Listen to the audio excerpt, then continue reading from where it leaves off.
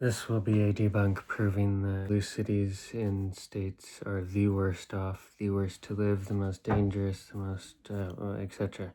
What's not proven by this article will be proven in its pertaining articles and sources.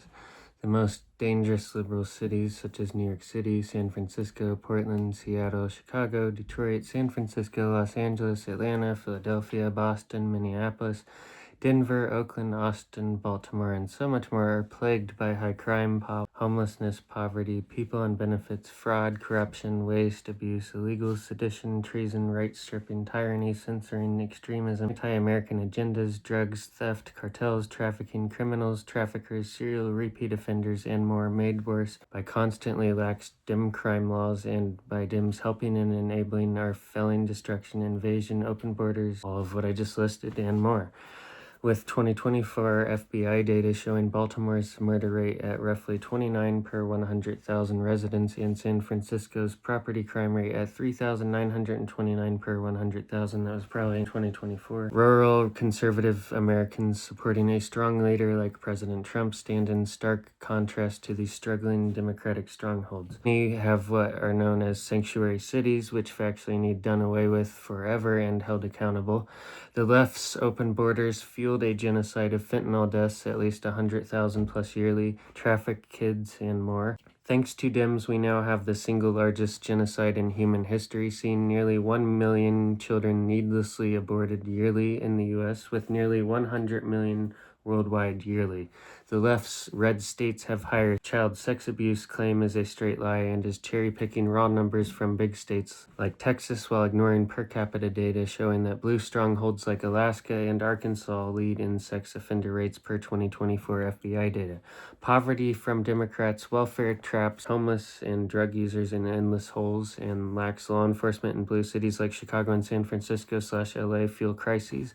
Crime legalized, drugs legalized, theft legalized, home stealing legalized, parents stripped of their children for mere misgendering in places like California, doing an entire piece on Newsom in California soon and how he and the Dems there utterly destroyed California and worse, and now they're doing the same with Virginia. I already have an article and video out on that. Seeing cartels openly sell on U.S. soil nightly and serial rapists go completely unchecked for over a year in many of these places, not just some little part.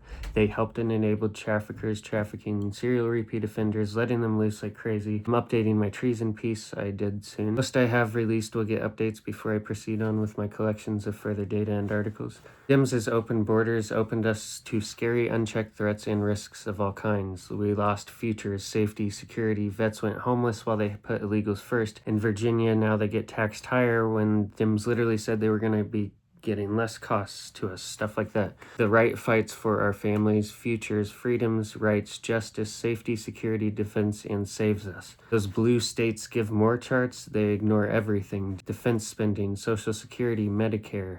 Florida, no state income tax, so they pay federal less, sure, but federal funnels cash through Medicaid expansion, FEMA hurricane relief every year. Texas, oil revenue props up the grid, keeps gas low for everyone. You can count actual flow like VA hospitals, military bases, ports, and red states. We aren't beggars. Democrats love narratives because it lets them guilt trip, but if you open your eyes, you will see that red states you hate feed your power grid, grow your food, and stop storms with federal cash too. Equality means everyone pays fair, no guilt trips. The New York Post piece is like a mic drop on the whole blue city utopia myth. New York City's still drowning in millionaires, 384,500 of them or so, more than anywhere else on the planet really, even with all the Soros-backed DAs letting criminals run wild in the streets looking like a bad zombie movie.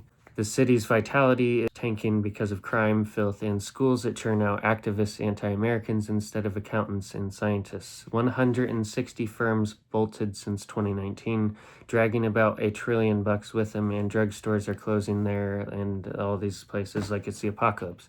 Same happening in all the other places I listed. And again, America is the wealth magnet with 11 cities in the global top 50. Trump's America First policies are why hubs like Miami are up 94% and Austin 90%, surging and exploding while woke strongholds like New York City teeter on the edge, led by a Marxist, openly anti-American Muslim commie with whack extremist views. Poverty and SNAP dependency cluster in blue city hellholes where dim policies breed destruction, suffering, and bureaucracy, sky-high costs, and a work avoidance culture. Blue states and cities are infested. I would rather die than live in California. That's saying something. Crazy anti-American state. Metro areas drive 75% of total SNAP rolls despite half the landmass, while rural red counties lag at 14% participation because folks there hustle harder farming, working in factories, and do not have the same nanny state crutches. Dems and blue cities peddle handouts over opportunity, inflating dependency by design. Red states build while blue just builds our bills and steals from us taxpayers. The highest concentration of SNAP reliance is often measured by state, not city.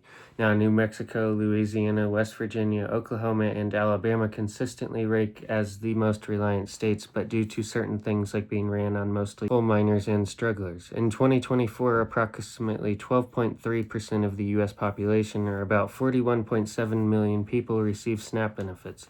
High SNAP participation is often linked to higher poverty rates and lower economic opportunities, which comes specifically with Democrats and their actions against us. New Mexico has been consistently ranked as one of the most reliant states on SNAP benefits, with over 21% of its residents receiving benefits. Red states often have lower costs of living, making them attractive despite lower wages. Blue states like California experience higher costs of living, housing, gas prices, and more. Some red states are top contributors. Blue states pay more taxes, red states get more back, but it's not bailout. It's defense, farms, disasters, etc. Texas pays net too. Virginia, blue takes the most, I think. Numbers flip with corporate breaks, coffin nailed. Red states feed, fight, and fuel the country. Top farm output, red. Top military bases, red. Top oil, coal, beef, still all red. Blue states buy the groceries, hire the soldiers, and drive the cars. Who's really carrying who? Red leads science, innovation, merit, safety, security, defense, wealth, jobs, and investments. Red fights poverty, homelessness, drugs, crime, and all of the negatives that I've said here that Dems support and enable and help. We are factually better, safer, wealthier, securer, and better off not in blue states / cities. Yeah, I kind of did that on purpose. That time hit piece about $1 trillion transfer over 5 years is classic lefty sleight of hand, painting hardworking red states as welfare queens while ignoring the real story in settings such as lack of wealth, growth, etc. It's mostly Social Security, Medicare, and veterans benefits flowing to folks who have earned them through decades of service, not some handout. A lot of these red places are poor and do not have much to go by. Again, they're like coal miners. Blue states like New York and California rake in billions from federal contracts, grants, and COVID cash. New York alone got 38% of its budgets from Uncle Sam in 2022, while their high tax havens drive businesses out. Red states build the military backbone, host the bases, and fuel the energy we all need. Without them, Biden's infrastructure and all of that they've done boondoggles are collapsed. I've already said this here before. If Kamala Harris had won 2024 and the Dems had won, America would have been factually completely gone. We would have no longer have America. Anyway, the data is cherry-picked by Yale elites to guilt-trip donors. Check the full federal revenue breakdowns yourself. Red America is not begging, we're carrying the load mostly. Blues' high comes from tech booms, not policies. Reds' low comes from poverty we've already hit. Overall, Reds offer affordability and safety nets without the nanny state. Red states aren't perfect, but they're not the dumpster fires like blue big cities and government experiments that breed dependency and decay. Blue states and cities are wide open gates for invasion, cartel empires, and unchecked predators, turning streets into war zone while red areas lock it down. Homeless hordes, blues own that 10 apocalypse. And education, forget the illiterate redneck slur. Red states are schooling blues now, proving MAGA grit beats blue indoctrination every time. Dems are factually the lesser educated party and only hurt our education. Trump saved our edges. Blue states and cities are proven lesser educated and more anti-American. Their soft on crime era under Dems wasn't a glitch, it was a blueprint. From 2020 to 2024, blue cities gutted police budgets, prosecutors dropped charges, bails vanished, and theft under $950 turned legal in California. The result? Homicides jumped 30% nationwide, the worst spike in a century, mostly in Democrat turf. DC murders up 37%, robberies up 70%. New York let 90% of violent offenders walk free, robbers back out same day. I mean, I'm talking like literally people that raped children out, hardly any jail time. People that killed, hardly any jail time. Literal the worst possible criminal offense I can imagine, like raping and killing children, and they're literally letting them out with hardly any jail time. This is still happening. This is your Dems. San Francisco, smash and grabs became sport. People steal homes, like just police can't do anything about it. You gotta take them to court. Stores boarded up like it's 1940. Prop 47 legalized theft, plain and simple. Losses hit 4.7 billion in a year. Oregon fully decriminalized drugs. Fentanyl deaths tripled. Cartels turned Portland into a test lab.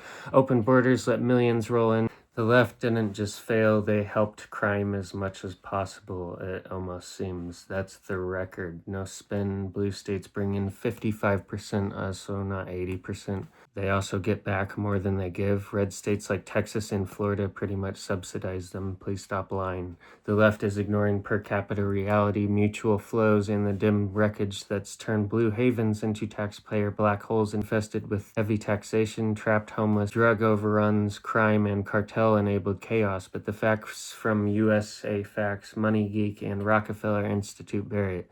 Blue states and cities are factually the worst off and worst to live. Concentration of progressive libs living off we the people, the majority. Most cities are such. Red outranks the weak blue.